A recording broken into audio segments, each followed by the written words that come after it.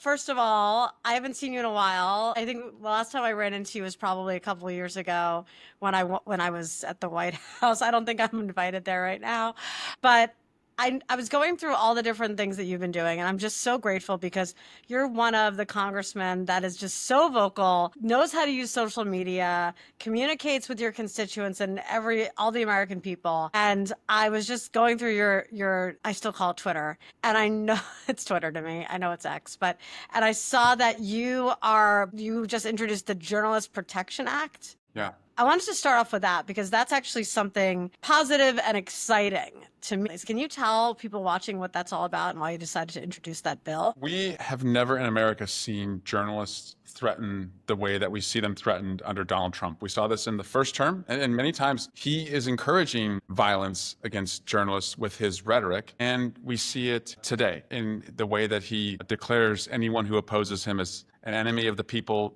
seeking to revoke broadcaster licenses of anyone who would critically report against him. And so I believe like this fundamental right, for the press to be free and independent is so important that if someone was to try and commit violence against a journalist, that it should be its own class of crimes. And so that's why I wish we didn't have to do that. But if you step back, the only way Donald Trump can achieve dictatorship, and he is an aspiring dictator. Yeah, you call him an ambitious dictator, which I thought. Yeah, he wants to be a dictator. Yeah. And that's okay. Like I wanted to go to like Harvard or Yale, right? It didn't happen. I was an ambitious Ivy League applicant. But the only way he can achieve it is if two of the four legs of democracy collapse. So right now it's a check by Congress, a free press, enforcement by the courts, and the town squares being filled. Congress is gone. So we've got three legs holding this thing up. Yeah. But the press, it's a little bit wobbly, but it's still standing. Right. The courts, to everyone's surprise, are independently holding the president to account. And the town squares are more and more full every day. And so that's why the press, which is the wobbliest of those three, they have to be independent. Because if the president commits abuses of power, it's the free press that reports on it that gets folks to go to the town square because they've read about its report. So if that falls, then he can just ignore a court order. Right. Because no one will report on it and no one will know about it and no one would be able to care. And he could commit violence against protesters, who go to the town square. He has said in the past, why can't we shoot at the protesters? Right. So the press is so critical that leg is reinforced that I introduced the Violence Against Journalists Act. I'm so grateful for that. So Trump as an ambitious dictator. Let's talk about that. Ambitious. I mean, I like the phrasing. I think you might be the first one who phrased it that way. Yeah, because I don't want to give him credit yet, because if he's a dictator, that means that we have failed. No Congress, no courts, no press, no town square. As I said, people are still showing up, to make sure that those other three legs hold. Yeah, exactly. And I was out there on May Day with my labor union brothers and sisters, and I'm definitely going to attend some of the town halls, and I've been seeing all the footage from there. No King's Day on June 14th. Yeah, I hope everyone's joining. I hope they're not participating in his birthday military parade and participating in something that's actually about our democracy. So speaking of now it's 100+ days, right? And I think that when I talk to people I try to talk to people across the aisle, or at least listen to them. And what I'm noticing is that the Trump tariffs aren't hitting that well. Your Republican counterparts, like off the record, are they basically like, WTF, why is he doing this? Yes. Republicans privately tell me, whether it's whispering to me in a committee hearing or telling me while we're working out at the congressional gym or when we're in line at the Dunkin' Donuts, they think he's an idiot. They have used that word over and over, that he's an idiot. Fair. Now, when I ask, like, why would you want to go along with this? Shit gets real. Because what I hear is that they are personally afraid for their own safety. That their spouses and their children are saying, don't bring this to our family. They know that if they speak out against him or they vote against him, Elon Musk and company will tweet at them, and then their lives completely change. Look at Tom Tillis, Senator Tillis. Yesterday, he said that this rogue prosecutor who is threatening members of Congress for prosecution should not be confirmed to be the chief prosecutor in DC. And he is receiving the wrath of MAGA. And so they look at themselves and they're like, why would we want to do this? To that I say, get another job.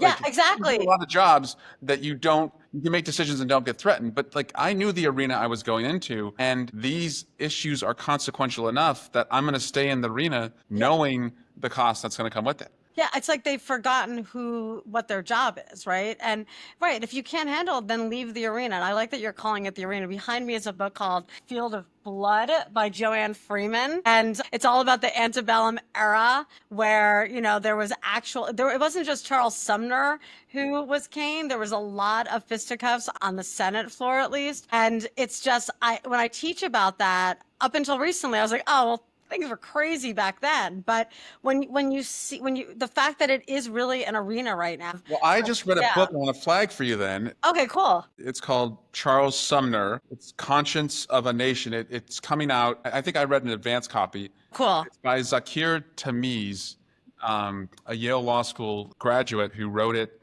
kind of at the end of his law school time. But he, in the spirit of what you were just Yeah, describing, this book. looks at Sumner. Yeah. So I'll make sure I get But that. yeah, well, yeah, I'll share it with Book people swap. following me. 'Cause people like getting our history recs. So, I mean, speaking of history, speaking of school, it's Teacher Appreciation Week. I was going to say month. It's just Teacher Appreciation Week. And I've been teaching this is my 23rd year because I started when I was 10. Thank you for doing it. It started at age 10 because 23 years is a long time. I started telling people my Child age. teacher. And I love it. And I'm a proud public school teacher. I've been the same public school here in New York City for 23 years. And I have seen the escalation, even before Trump started his second regime. I've seen the escalation of attacks on teachers. I've seen the escalation of attacks against teachers that I know in other states teaching just what I like to just call history, right? Attacks on all of that, attacks on books. What is this about? I feel like there's a connection between what you're trying to take on, freedom of the press, and then also freedom of education. Can you explain to people why you think this is happening? And then what can Americans do to help protect our public schools right now? Donald Trump doesn't want our kids to be educated, right? Like, why would he not want them to be smarter than he is? He doesn't. So he's clearly in this all-out assault against public education. And by the way, I have higher aspirations for our children than seeing them sew Nikes or screw together iPhones in a factory Thank with you. Thank sweatshop you. conditions.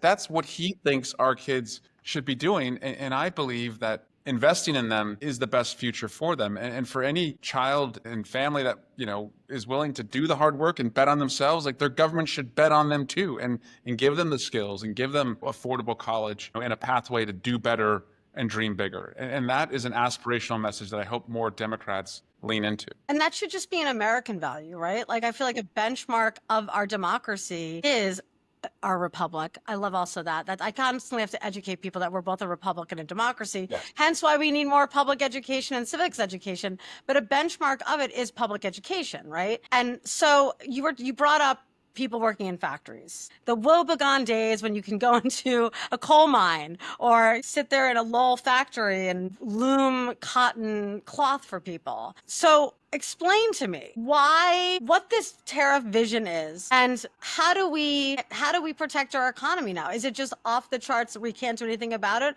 Are Republicans not going to stand up for Americans and the economy? Right now, our economy as it relates to these tariffs is like, a August day on Miami Beach where a hurricane is 3 days out, right? It's still sunny outside. You'd think that nothing is going on if you didn't know the news. But the truth is we haven't even felt the effects of these tariffs yet, because retailers have told me, and they have said publicly, that we're still a couple days, maybe even a week or two away from the empty store shelves where you can buy less, and what you do buy, you're going to pay more. And then there's, of course, the effect of the jobs of the people who unload the ships coming from overseas, the people who take what's unloaded and put them into trucks, the people who drive the trucks, the people who stock shelves.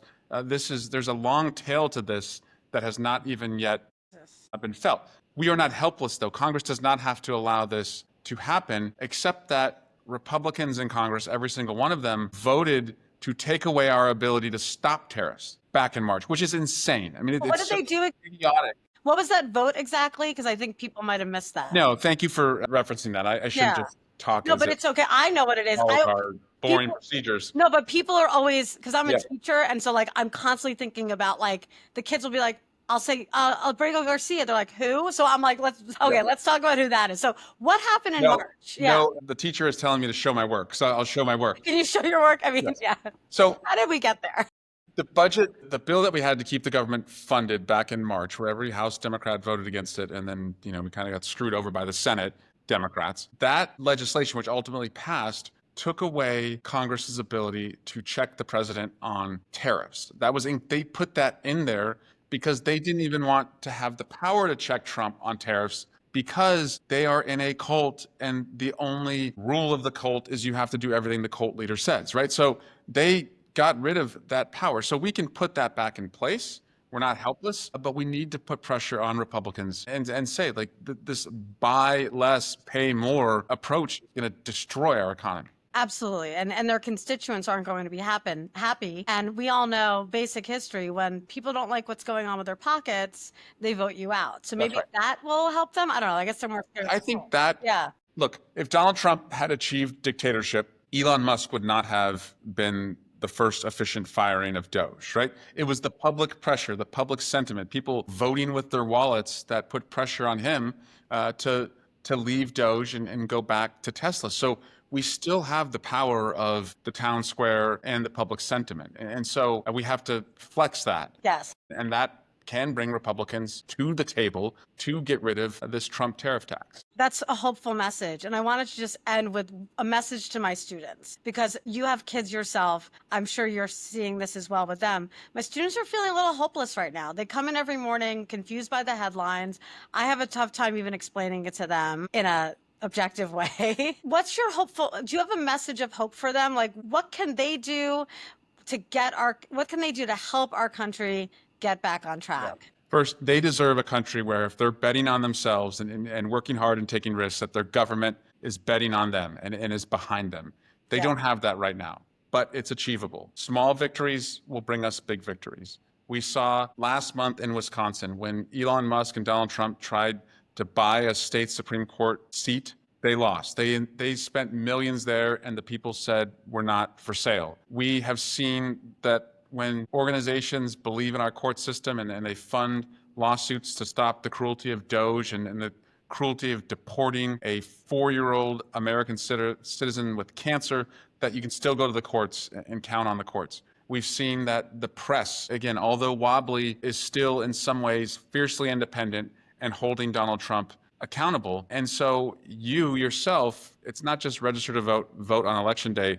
It's go one rung higher. Council meeting. If you've never spoken at a city council meeting, speak at your first city council meeting. And of course, find a congressional campaign that can be a part of the cause to win the House. When we win the House, those small victories becoming big victories, we will cut our time in hell by half. That is such an amazing message. We